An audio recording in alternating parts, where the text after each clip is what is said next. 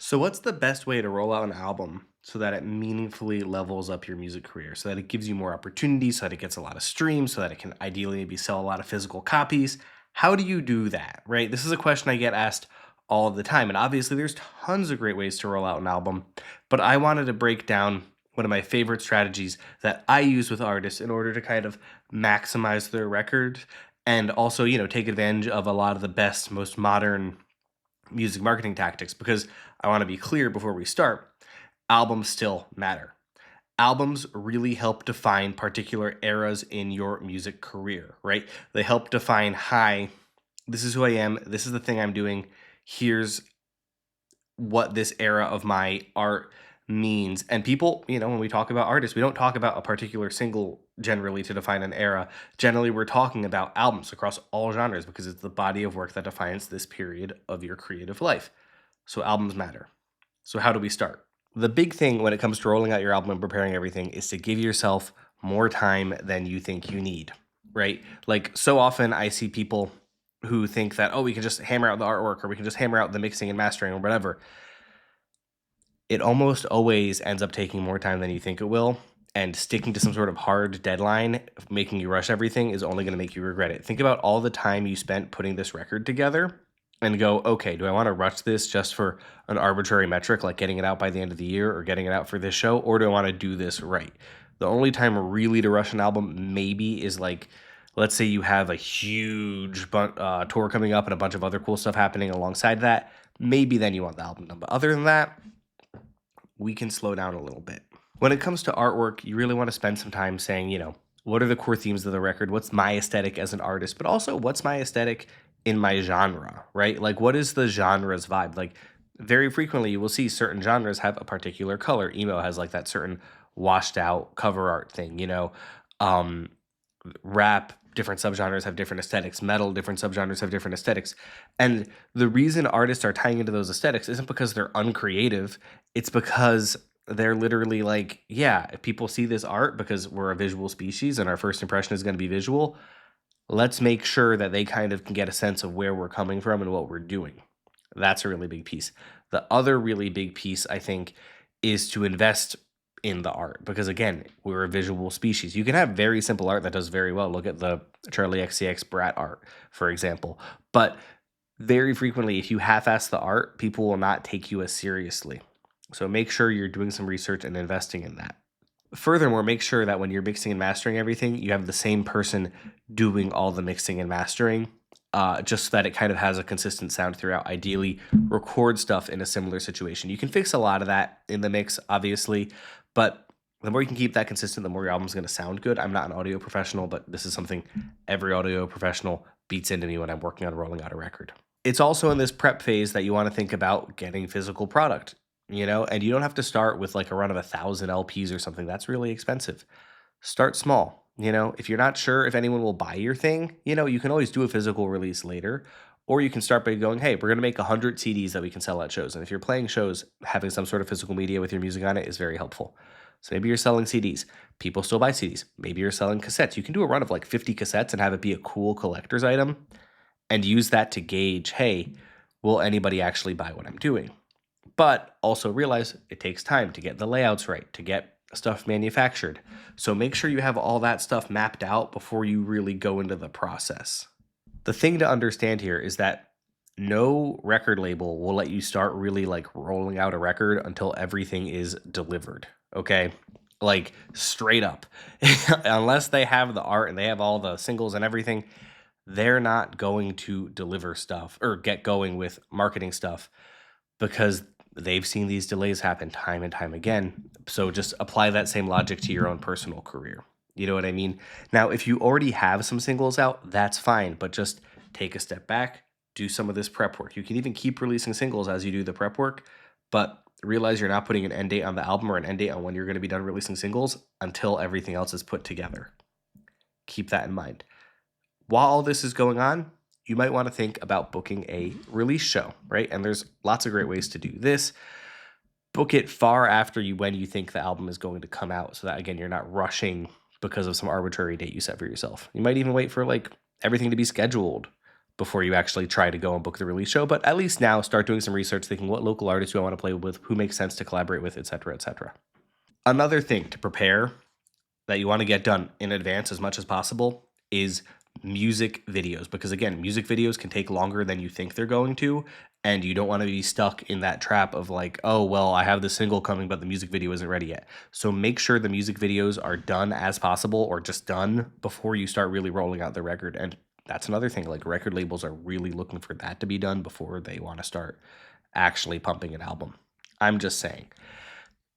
And on that note, also start thinking about like what's the content we're going to be creating around each single. You can go check out my video about how to promote singles properly, which is kind of a companion to this video.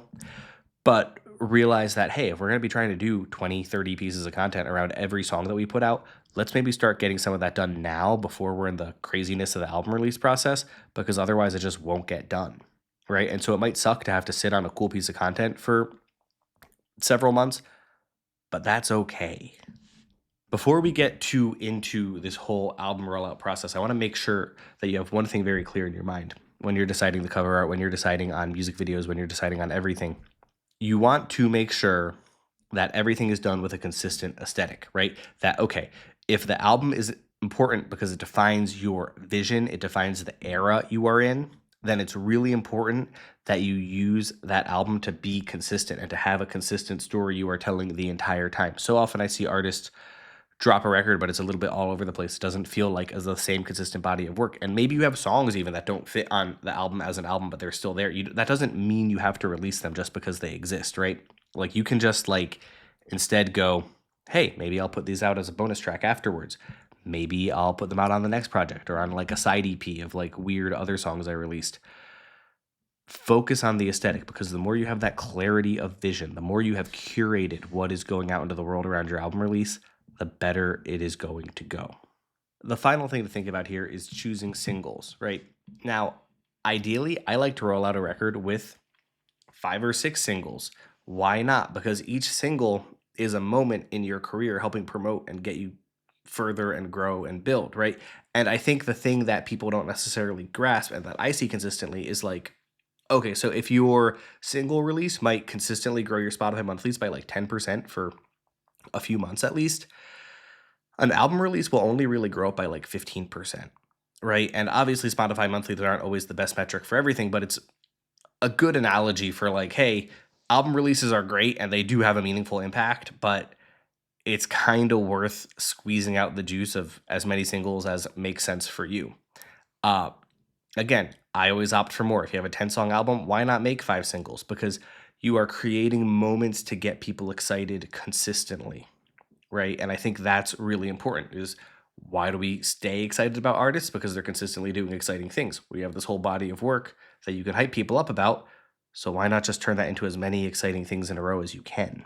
In terms of actually choosing which songs should be singles, I'm sure you have a few standout tracks you want to really highlight. And then also, ask your friends, ask your recording team, ask, I don't know, if there's a promoter you really trust, if there's another artist you really trust, get some insight. Not every song, obviously, is a single. Some songs are album tracks, or some songs only make sense in the context of an album, and that's fine too. But make sure you're choosing more singles, generally speaking. The other way to look at it is, we're going to talk about releasing a single every like 6 weeks or so, 4 to 8 weeks. But let's say every 6 weeks. You could either have 2 singles in the album drop, so you have like a 3-month promotion window, 4-month promotion window maybe, or you could do like 5 singles and have a 8-month promotion window where there's all these amazing things happening and you're starting to really get to that higher place, get more reasons to get people to talk about you. And if you're playing a lot of live shows or touring a lot, you can sync up those single releases with shows or tours or whatever, which helps amplify their reach too. When it comes to announcing the first single for your record, you don't want to tease it too much. You want to do like 2 or 3 teaser posts in the week leading up. Teasing too much is kind of a waste of time. Why promote something people can't consume? Then you're going to drop that single. You're going to put out a bunch of content around it. I have a whole video breaking down exactly how to promote a single to get 1 million streams. Go watch that if you're curious. But essentially the idea is you're going to drop your single. You're going to create a bunch of content around it. You might do a live stream on the day of single release. and you're gonna hit your email list. Maybe you're gonna run some ads, whatever, but you're gonna promote like crazy for 6 weeks. And with that first single, we probably don't actually want to announce the record. We want to use that to start to get some hype, rebuild the conversations about your project, or just launch the conversations about your project if you're just starting, just because now, okay, there's something for people to consume. You're back on the scene, you're doing something cool, right? It's really with the second single that you want to announce the full record because now you've got the hype going. And now it's like, boom, here's a bunch of stuff for you to start talking about, for you to get excited about. That's going to be really important and is going to start to turn the dials.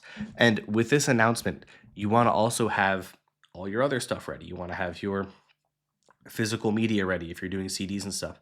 And even if you're not doing that, at least have like a shirt design ready and follow a similar rule for the art, like we talked about for album cover art. Maybe you don't invest as much, but essentially you want to have a few shirts, like, because again, this is the maximum moment of hype. A lot of people want to support not by buying shirts, but by buying merch instead. Give them some merch. One of the best hacks if you want to sell more merch is, as a part of this, or just for the whole thing, have super limited edition merch, right? Have like one shirt where it's like there's only going to be 25 of these. It's pre-order only, so you can know the sizing before you actually have to buy and ship them out, you know. But that'll start to generate some intrigue, and that allows like the super fans to feel really super, you know.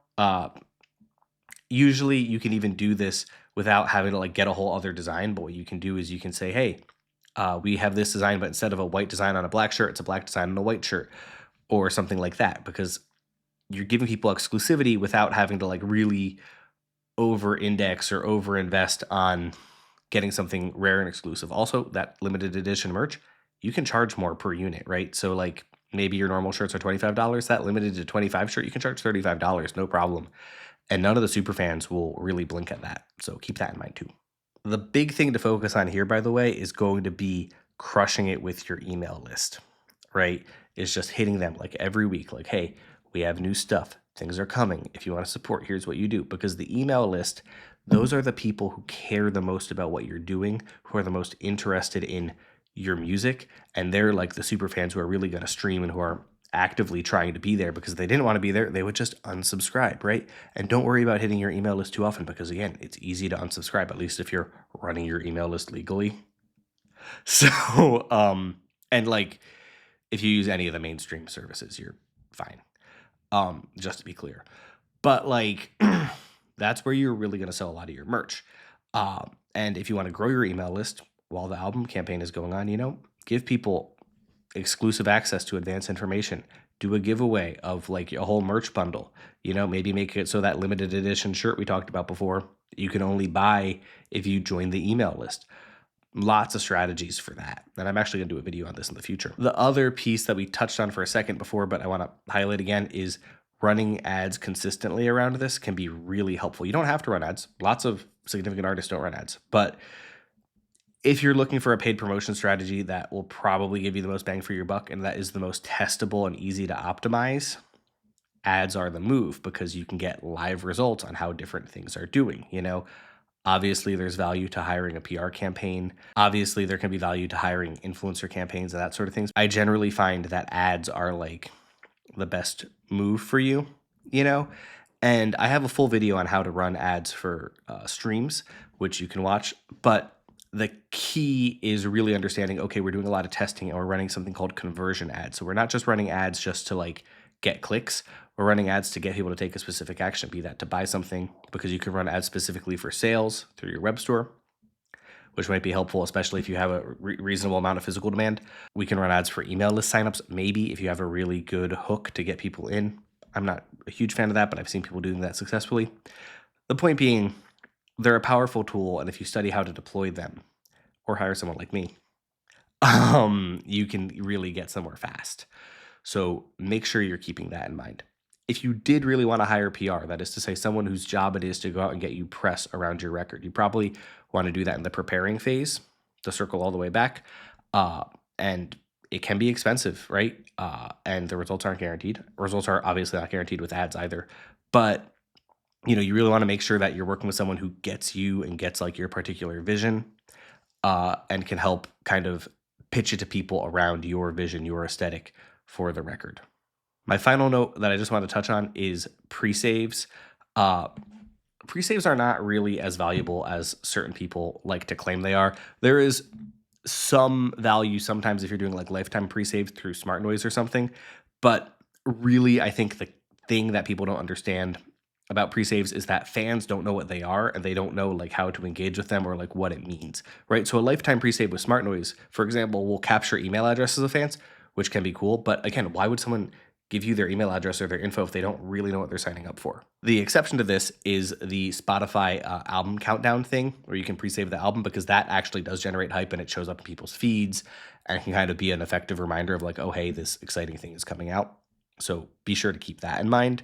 But other than that, I'm not really that married to pre-saves as a concept, if I'm being honest. So you've got your singles, you're rolling out 4 or 5, whatever, every 6 weeks for a consistent period, building into your record. As you're doing that, you're consistently promoting that you have merch, you're hitting your email list, you're pushing people. Now we get to release day. What does release day for your record look like? So the big thing is you want to have ideally like a music video that drops on release day to give something big to consume to your fans. The other piece is to have a really strong piece of vertical video content highlighting, hey, the record is out today. Maybe it cuts over to showcasing the merch or the physical media that you're putting out around your record, right? These things matter a lot because video content is going to go a lot further. And on your record release day, this is like your big day. So if you want to post 3 separate reels on that day to like get people really excited, why not? And same as like on single release days where you want to do like a live stream to properly promote it, go do that here too, you know, because that's going to help really give you a chance to activate your fans and feel a little bit more direct than just being like, yep, something's out and you should engage. The more hand to hand combat you do, especially at the DIY level, the further you're going to go. And again, because it's your big day, this is a time that you can reach out to people in your network who you've built up relationships with over time, while you're rolling out the singles and stuff and being like, hey, just very directly, my record's out today. I know we talked about creating music and I thought maybe you'd want to check this out. And especially because if you're talking to like other musicians and active people in the community, like those are early adopters who have a much higher chance of checking it out than a random person who just likes your genre of music.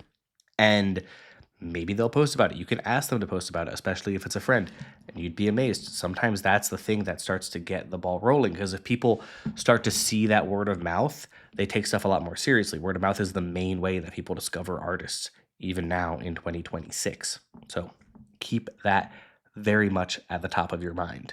As for your ad strategy, you keep it the same as the singles, except now you're going to focus on your album focus track, like the song that had the video on album release day. And then you just want to push it as hard as you can, as consistently as you can, with the ads taking what you learned from previous ads. PR will kind of know what to do at this time if you're interested in hiring PR.